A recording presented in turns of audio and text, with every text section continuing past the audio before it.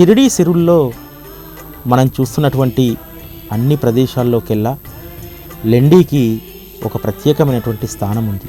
సాయిబాబా రెండోసారి షిరిడీకి వచ్చినప్పుడు ద్వారకామై మసీద్ తర్వాత ఎక్కువ కాలం గడిపింది లెండీ తోటలోనే. సాయిబాబా షిరిడీకి వచ్చిన తొలినాళ్లలో మొదట 10 మాసాలు ద్వారకామైలో ఉన్నారు. ఆ తర్వాత వేప చెట్టు కింద మరికొన్ని రోజులు లెండీ తోటలో ఆయన గడిపారు. మొదట 2-3 సంవత్సరాలు మసీదులో ఉన్నప్పటికీ ఆ తర్వాత అక్కడి నుండి లెండీకి ఆయన యొక్క నివాసాన్ని మార్చుకున్నారు.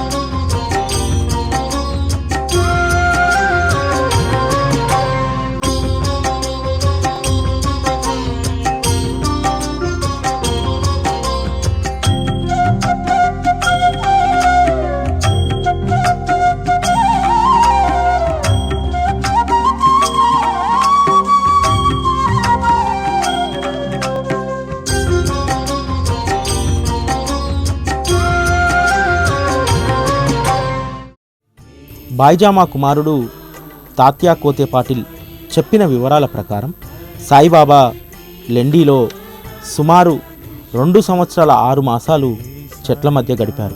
సాయిబాబా లెండీలో ఉన్నప్పుడు అక్కడికి ఎవరో ఒక భక్తులు నిత్యం వచ్చి ఆయనకు భిక్ష ఇచ్చేవారు. ఈ విధంగా షిరిడీలో ద్వారకామై మసీదు తర్వాత బాబా ఎక్కువ సంవత్సరాలు ఎక్కువ సమయం గడిపింది లెండీ తోటలోనే.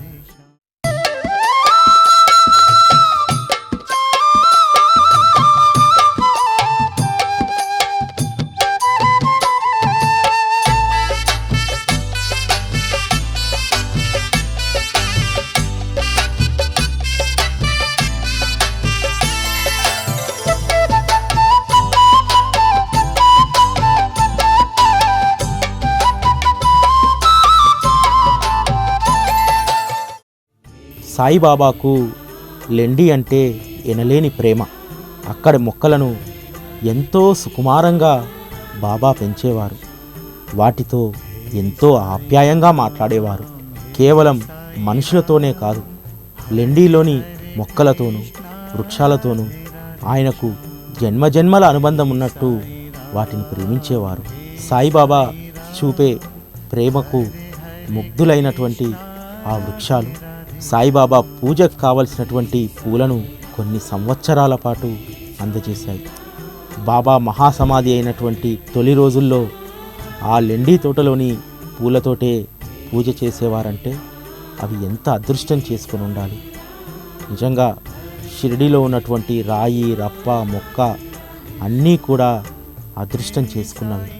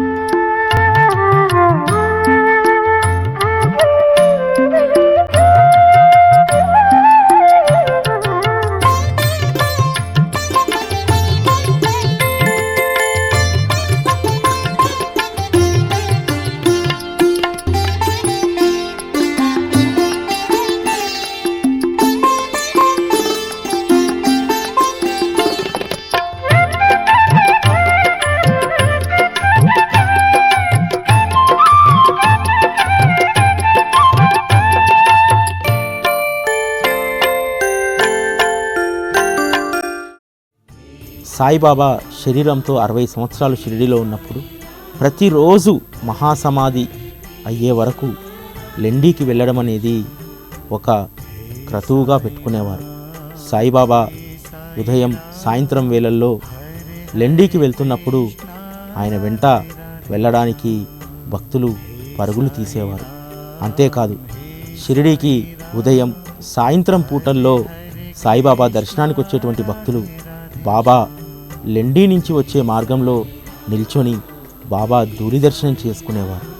అప్పుడు బాబా ఎంతో ప్రశాంత వదనంతో వారి వైపు కరుణరసంతో చూసేవారు. ఆ చూపులకు ముగ్ధులైనటువంటి భక్తులు తమ జీవిత పర్యంతం ఆ పరమాత్మ సేవలో ఉన్నటువంటి వాళ్ళు చాలామంది షిరిడిలోనే ఉండిపోయిన వాళ్ళు కూడా ఉన్నారు. మాలోని అహం అనే విష బీజాలను పెకిలించి తొలగించి నీలెండి వన సుగంధ పరిమళాలు వెదజల్లే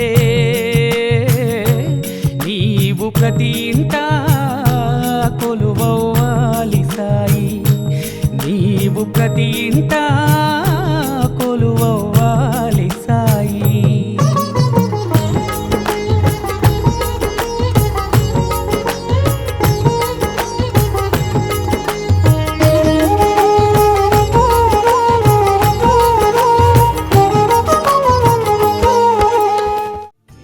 ఉదయం పూట సాయిబాబా లెండికి బయలుదేరినప్పుడు మసీదు పక్కనున్నటువంటి మారుతి ఆలయం ఎదుట ఆగి ఏవో గొనుగుతూ మారుతి వైపు ఏవో భంగిమలు చేసేవారు. ఆ తర్వాత ఒక్కో దిక్కు వైపు తిరిగి తదేకంగా చూసేవారు. ఎవరినో మందలిస్తున్నట్టు అన్ని దిక్కుల వైపు సట్కా ఊపేవారు, లేక రాయి విసురుతానని బెదిరించేవారు. తెలియని వారు ఆయనను పిచ్చివాడనుకునేవారు, తెలిసిన వారు ఆయన ప్రకృతి శక్తులను ఆదేశిస్తున్నారనేవారు.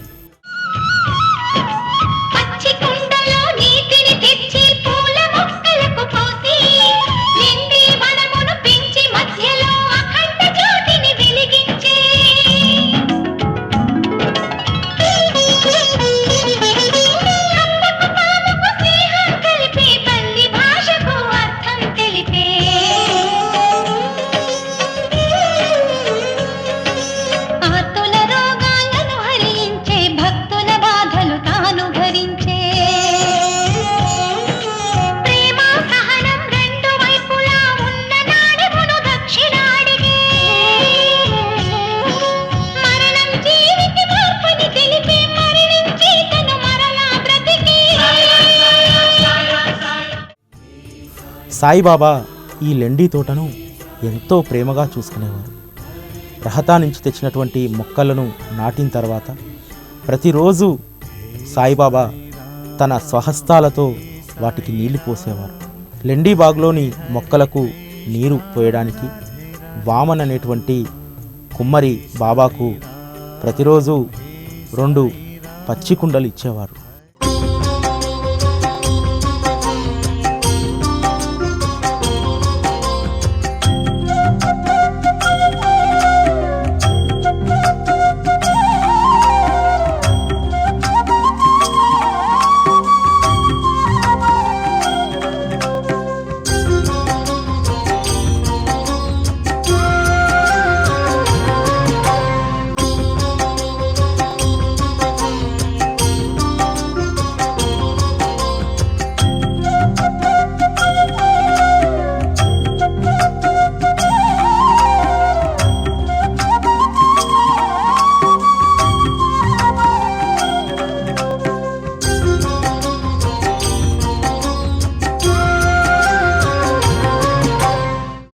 లెండి తోటలోని మొక్కలకు నీరు పోయడానికి పచ్చి కుండలు ఇచ్చినటువంటి ఆ కుమ్మరి కడు పేదరికంలో ఉండేవాడు.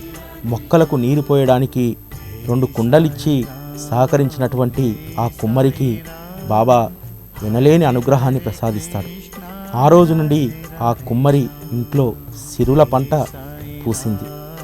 ఈ విధంగా బాబా లెండి తోటలో పూలు పూయించడానికి సహకరించినటువంటి ఆ కుమ్మరి జీవితం ధన్యమైంది.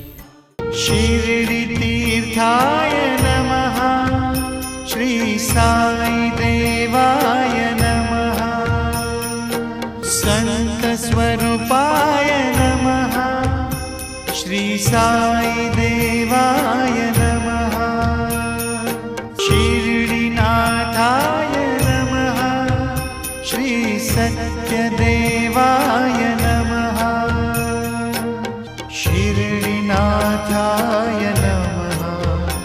श्रीसत्यदेवाय